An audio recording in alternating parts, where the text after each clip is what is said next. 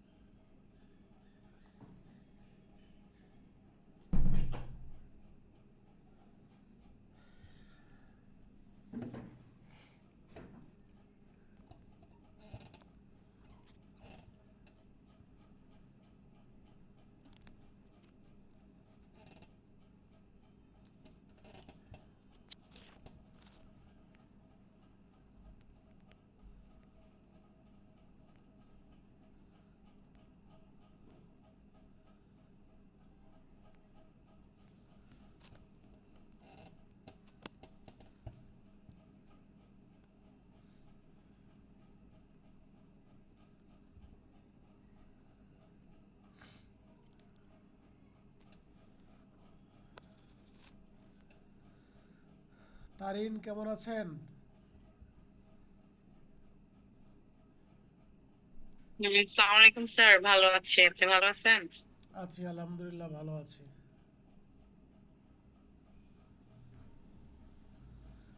আচ্ছা, আপনারা বলেন তো রায় কাকে বলে?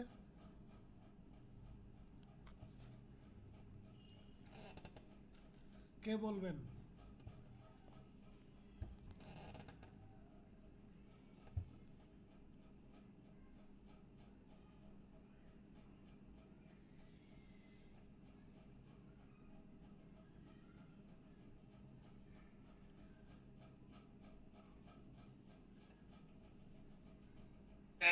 কোনো মামলা প্রসঙ্গে বিচারকের সিদ্ধান্তকে রায় বলে।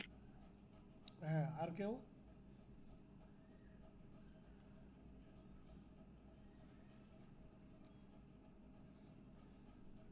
নিজের মতো করে বলেন, সমস্যা নাই।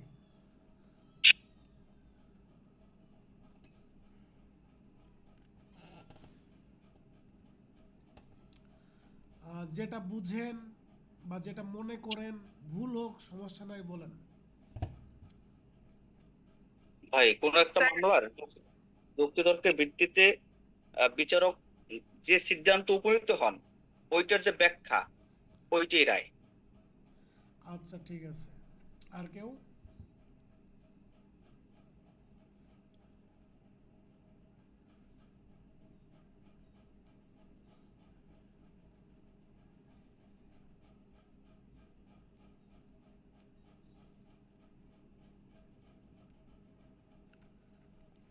আর কেউ বলবেন?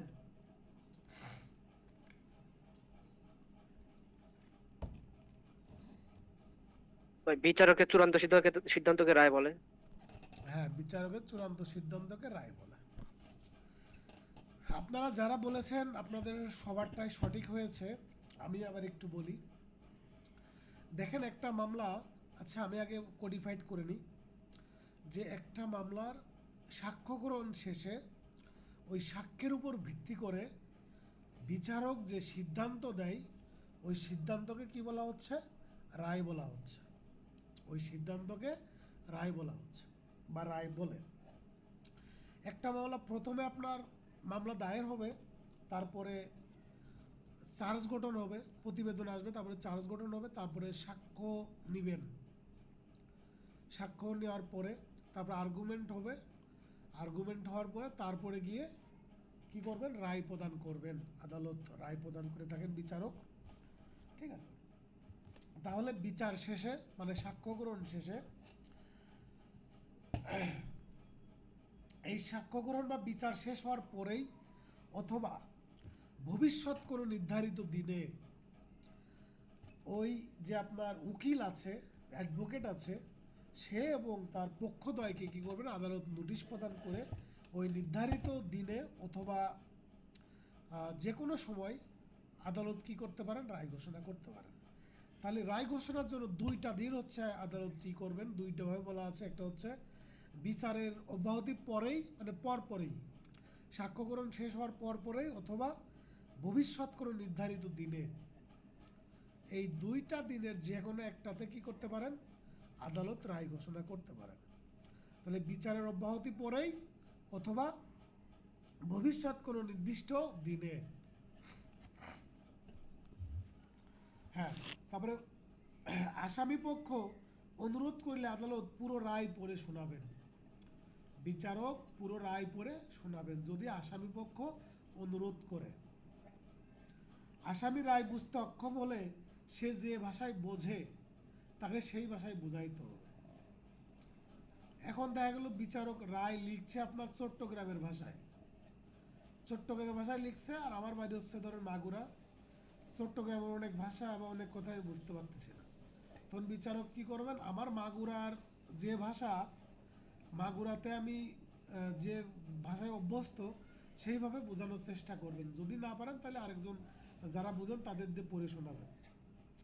এখন আদালত রায় লিখবেন কোন ভাষায়? আদালত সাধারণত রায় লিখে থাকে আদালতের ভাষায় অথবা ইংরেজি ভাষায়, আদালতের ভাষায় অথবা ইংরেজি ভাষাতে।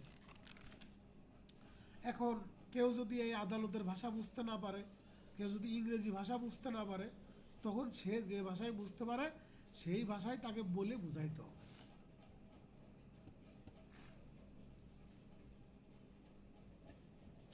তারপর দেখেন যে পক্ষগণ ছিল, যে অ্যাডভোকেট ছিল, তারা যদি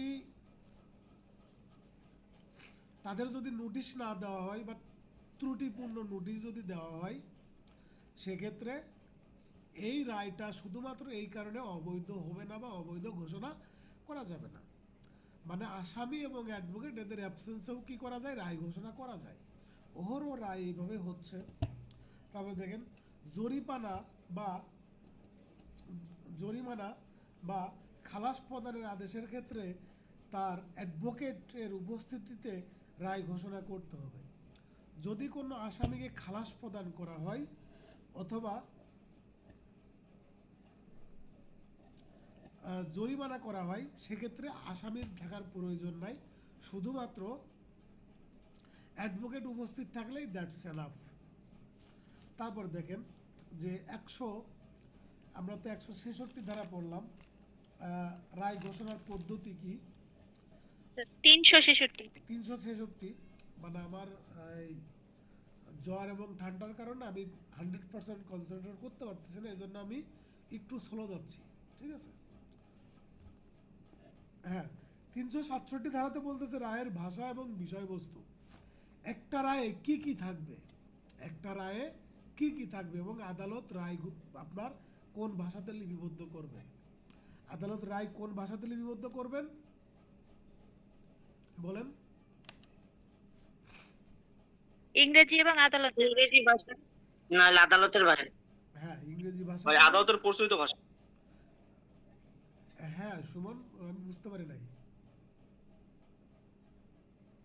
বলছি ভাই, ভাই ওই আদালতে যে ভাষা প্রচলিত আছে ওই ভাষায় লিপিবদ্ধ করবেন ভাই। ওই আদালতে যে ভাষা প্রচলিত আছে ওইটা, এখানে আদালতের ভাষা বলতে সেটা বোঝাচ্ছে না।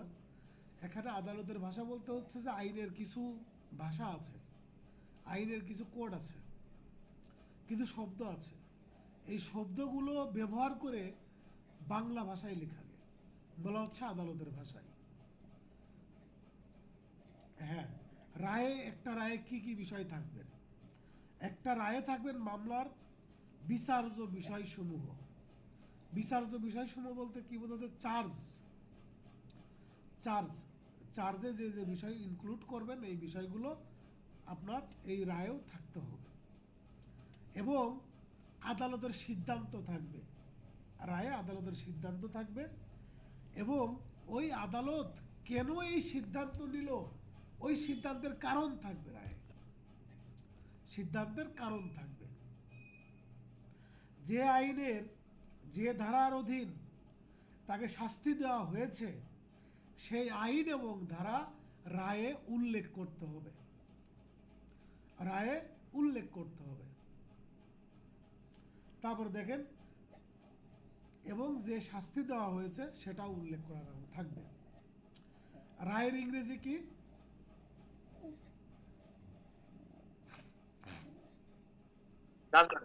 জাজমেন্ট। এই জাজমেন্টের বানান কি হবে? GUD J J U D ভাই জি যেভাবে M E N T, judgment. এই মাঝখানে যে ই আছে না, ইটা হবে না, জাজমেন্ট।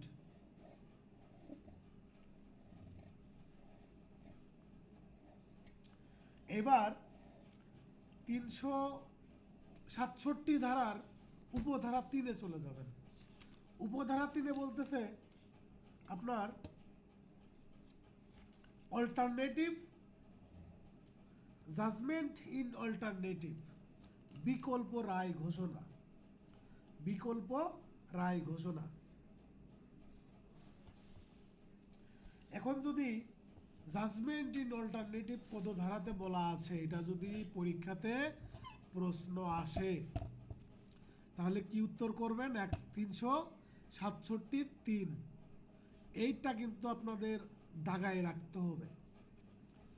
এখান থেকে এই 367 উপধারা 3 সেপারেট করে দাগায় রাখবেন। শুধুমাত্র এই 367-3 উপধারা এইটা উল্লেখ করে আপনাদের প্রশ্ন আসবে। বলবে জাজমেন্ট ইন অল্টারনেটিভ কত ধারাতে বলা আছে? অপশনে আসলো 367, 367-1, 367-2, 367-3। উত্তর করবেন কি? 367-3। এই টাইপের প্রশ্ন কিন্তু সব ধারা থেকে আসে না, খুব গুরুত্বপূর্ণ কয়েকটা ধারা থেকে এই ধরনের প্রশ্ন আসে। তার মধ্যে সব থেকে গুরুত্বপূর্ণ হচ্ছে আপনার এই যে 367 উপধারা 3, যে জাজমেন্ট ইন অল্টারনেটিভ কত ধারাতে বলা আছে। তাহলে 367 উপধারা 3-এ বলা আছে জাজমেন্ট ইন অল্টারনেটিভ।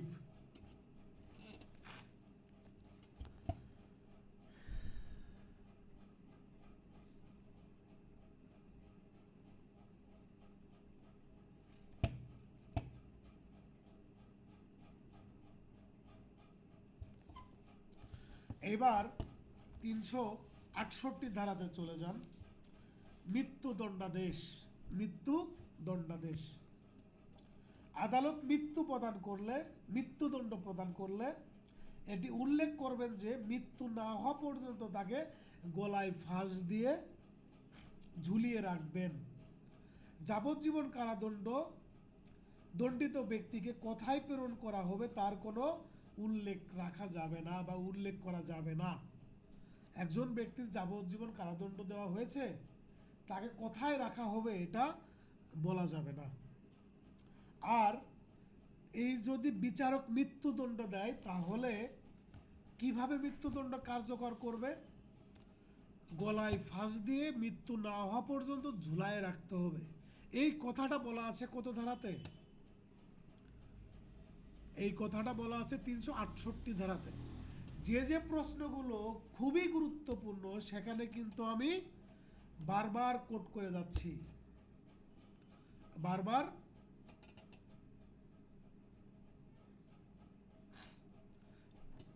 আমি বলে যাচ্ছি। এই যে আপনাদের এখান থেকে টেকনিক্যাল প্রশ্ন একটা হইতে পারে যে মৃত্যু না হওয়া পর্যন্ত গলায় ফাঁস দিয়ে ঝুলিয়ে রাখার বিধান এই ফৌজদারি কার্যবিধির কত ধারাতে বলা আছে?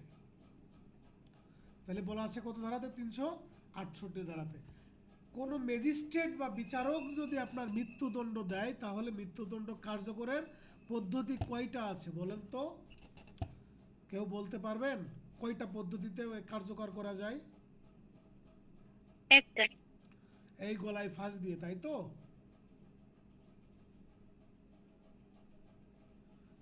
জি স্যার। আরেকটা পদ্ধতি আছে যেটা স্পেশাল পাওয়ার অ্যাক্ট 1974 সালের আইন, এই আইনের 34 ধারাতে বলা আছে। এটা হচ্ছে আপনার মৃত্যু না হওয়া পর্যন্ত গুলি করে মেরে ফেলা দেওয়া। গুলি করে মেরে ফেলা দেওয়া, এটা বলা আছে আপনার স্পেশাল পাওয়ার অ্যাক্টে। স্পেশাল পাওয়ার অ্যাক্টে গুলি করে মেরে ফেলা দেওয়ার বিধান আছে যদি কারোর মৃত্যুদণ্ড দেওয়া হয় সেক্ষেত্রে। তাহলে আপনাদের যদি পরীক্ষাতে প্রশ্ন আসে কোনো ব্যক্তির মৃত্যুদণ্ড দিলে মৃত্যুদণ্ড কার্যকর করার পদ্ধতি কয়টি বা কিভাবে করা যায়, লিখিততে যদি পরীক্ষা আসে তাহলে আপনারা 368 ধারাটা উল্লেখ করবেন এবং স্পেশাল পাওয়ার অ্যাক্টের যে বিধানটা আছে গুলি করে হত্যা করার, এইটাও উল্লেখ করবেন। দেখবেন আপনার খাতার মান অনেক বেড়ে গেছে। হ্যাঁ স্যার, কিন্তু যদি শুধুমাত্র দণ্ডবিধি মানে এই ইসের আহ, দণ্ডবিধি বা ফৌজদারি কার্যবিধি উল্লেখ করে দেয়, তাহলে তো আমার উল্লেখ একটি করে দিতে দিলে হবে। তো আপনি প্রথমে ফৌজদারিটা লিখবেন, লেখার পরে তারপরে গিয়ে বলবেন এছাড়াও স্পেশাল পাওয়ার অ্যাক্ট 1974 সালে মৃত্যুদণ্ড কার্যকর করার এই বিধানটা আছে। যখন আপনি এই কথাটা লিখবেন, এই কথাটার উপর ভিত্তি করে আপনি এমনি পাস করে যাবেন। কারণ একজন স্টুডেন্ট কতটুকু জানে, তার জানার গভীরতা কতটুকু, একজন টিচার সে খাতা দেখলেই বুঝতে পারে। লিখিতর ক্ষেত্রে খাতা দেখলেই বুঝতে পারে। সো যদি আপনি আপনার খাতাটা আরেকটু মেরিটফুল করতে পারেন সেক্ষেত্রে তো অসুবিধা নাই। আর এটা করতে তো সব বেশি প্রশ্নের উত্তর জানার দরকার নাই। আচ্ছা, এবার আমরা চলে যাব 369 ধারাতে। 369 ধারাতে বলতেছে রায় স্বাক্ষর করার পর সেটি অপরিবর্তনীয়। অপরিবর্তনীয়। কোনো আদালত রায় স্বাক্ষর করার পর কেরানিক ভুল ব্যতীত তা পরিবর্তন পুনর্বিবেচনা করবেন না।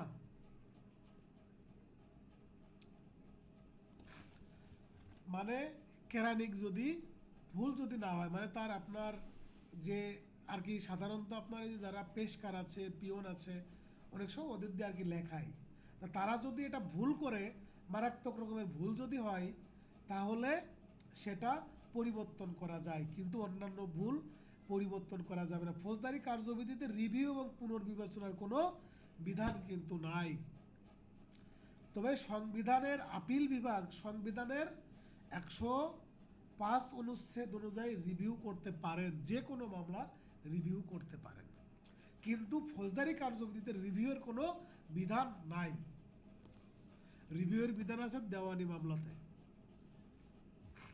এইবার আমি আরেকটা টার্ম আপনাদের শিখাবো, আপনারা একটু খাতায় লিখে নেবেন, অথবা ওই ব্যারাক থাকলে ব্যারাকে লিখবেন, অথবা আমার নোট থাকলে আমার নোটে লিখবেন। ফাংশনাস অফিসিও।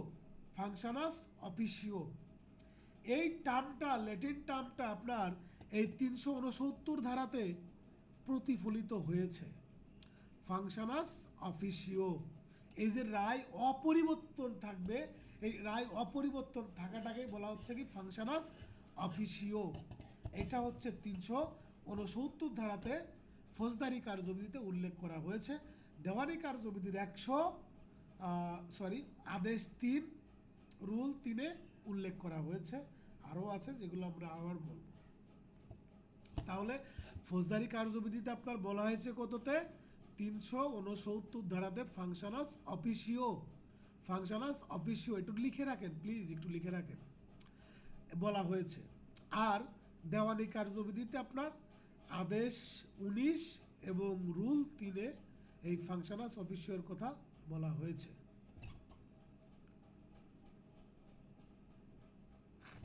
দেওয়ানিরটা লেখার দরকার নাই, শুধুমাত্র ফৌজদারিরটাই লিখেন। দেওয়ানি যখন পড়াবো আমি বিস্তার আলোচনা করব।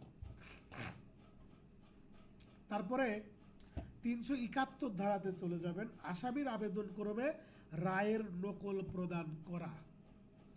আসামি আবেদন করলে আদালত বিনা খরচে রায়ের নকল প্রদান করবেন, বিনা খরচে, কোনো টাকা পয়সা ছাড়া। তারপরে মৃত্যুদণ্ড দিলে কত দিনের মধ্যে আপিল করতে হবে তা জানিয়ে দিবে। কোনো আসামির মৃত্যুদণ্ড দিলে এই মৃত্যুদণ্ডের বিরুদ্ধে আপিল করতে হয় কত দিনের মধ্যে? কেউ বলতে পারবেন? ভাই 7 দিন, 7 দিনের 150 মধ্যে। তামাদি আইনের কত অনুচ্ছেদে বলা আছে বলেন তো? 7 দিন ভাই। তামাদি আইনের কত অনুচ্ছেদে বলা আছে এই কথাটা? 150। 150 অনুচ্ছেদে বলা আছে। দায়রা জজ কাউকে মৃত্যুদণ্ডাদেশ দিলে উক্ত আসামিকে জানাবেন যে সে কত দিনের মধ্যে আপিল করতে পারবে। এইবার আমি চলে যাব 373 ধারাতে। দায়রা আদালতের রায়ের নকল ম্যাজিস্ট্রেটের নিকট প্রেরণ। দায়রা আদালত যদি কোনো রায় প্রদান করেন তাহলে দায়রা আদালত কর্তৃক প্রদত্ত রায়ের নকল chief judicial magistrate court, chief metropolitan magistrate court, ক্ষেত্রমতে জেলা ম্যাজিস্ট্রেট, এই 3 ম্যাজিস্ট্রেটকে রায়ের কপি প্রদান করবেন। কোন কোন ম্যাজিস্ট্রেটের কথা বলা হয়েছে এটা কিন্তু গুরুত্বপূর্ণ একটা প্রশ্ন। চিফ জুডিশিয়াল ম্যাজিস্ট্রেট এবং চিফ মেট্রোপলিটন ম্যাজিস্ট্রেট আর জেলা ম্যাজিস্ট্রেট, এই 3 ম্যাজিস্ট্রেটকে কি করবেন? রায়ের নকল প্রদান করবেন। দেখা যাচ্ছে যে আপনার দায়রা জজ আদালত রায় প্রদান করতেছে, কিন্তু দায়রা জজের নিচের কোনো ম্যাজিস্ট্রেটের কাছে কি দিচ্ছে? রায়ের নকল পাঠাতে হচ্ছে দায়রা জজ থেকে। এই বিধানটা কিন্তু আপনার এই 373 ধারাতে বলা আছে। তাহলে এই রায়ের নকল দায়রা আদালত কার কার কাছে পাঠাবেন বলেন তো কেউ? Chief judicial magistrate, chief metropolitan magistrate বা জেলা ম্যাজিস্ট্রেট। আর জেলা ম্যাজিস্ট্রেট, এই 3 ম্যাজিস্ট্রেটের কাছে কি করবেন? রায়ের নকল পাঠাবেন।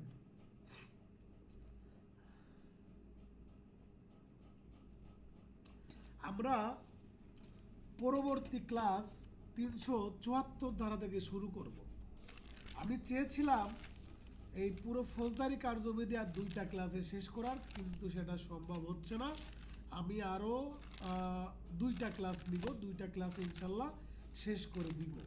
ঠিক আছে, শেষ করে আমরা বার কাউন্সিল অর্ডার অ্যান্ড রুলে চলে যাব। রুলে যাওয়ার পরে তারপরে গিয়ে আমরা দেওয়ানি কার্যবিধি শুরু করব।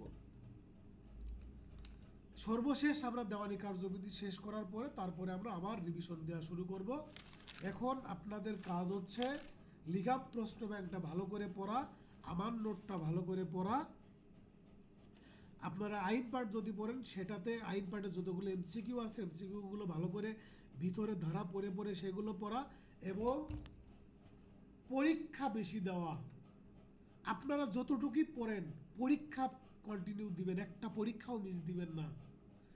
যত পরীক্ষা দিবেন নিজেকে তত যোগ্য করে তৈরি করবেন। যত পরীক্ষা দিবেন নিজেকে তত যোগ্য করে তৈরি করতে পারবেন। আপনি যাই পড়েন না কেন, অনেক স্টুডেন্ট আছে তারা অনেক ব্রিলিয়ান্ট, অনেক ভালো পারে, কিন্তু তারা পরীক্ষা দিতে চায় না। এই পরীক্ষা না দেওয়ার কারণে তারা ফেল করে। আবার অনেক খারাপ স্টুডেন্ট আছে বারবার পরীক্ষা দিয়ে যে যোগ্যতা অর্জন করে সেই যোগ্যতার ভিত্তিতে তারা কিন্তু পাশ করে যায়। পরীক্ষা কেন দিবেন? পরীক্ষা দিবেন এই কারণেই, পরীক্ষা দিলে আপনার প্রশ্নের উত্তর করার এবিলিটি তৈরি হবে। কিভাবে আপনি ওএমআর শিট পূরণ করবেন, কিভাবে একটা প্রশ্ন আপনি দেখবেন, একটা প্রশ্ন উত্তর করতে আপনি কতটুকু সময় নেবেন, এই বিস্তারিত বিষয়গুলো কিন্তু ইম্পর্টেন্ট। এই বিষয়গুলো আপনারা আইডেন্টিফাই করতে পারবেন, এই যোগ্যতাটুকু আপনাদের হয়ে যাবে। যখন এই যোগ্যতাটুকু হয়ে যাবে তখন আপনারা ইজিলি কি করতে পারবেন? পাস করতে পারবেন। সুতরাং আপনাদের পরীক্ষা দেওয়ার কোনো বিকল্প নাই। যত বেশি পরীক্ষা দিবেন তত বেশি যোগ্যতা অর্জন করবেন এবং পাস করবেন। এখন থেকে আপনারা ট্রাই করবেন যে ওএমআর শিটে পরীক্ষা দেওয়ার জন্য। একজনও আপনারা নর্মাল কোনো পেপারে পরীক্ষা দিবেন না। আর যাদের কাছে ফ্রেশ ওএমআর শিট আছে সুন্দর করে একটা ছবি তুলে গ্রুপে দিয়ে দিবেন। আমি এর আগে মনে হয় দিয়েছিলাম, তারা না থাকলে ফটোকপি করে নেবে। ঠিক আছে, আচ্ছা তাহলে আপনারা সবাই ভালো থাকবেন। আর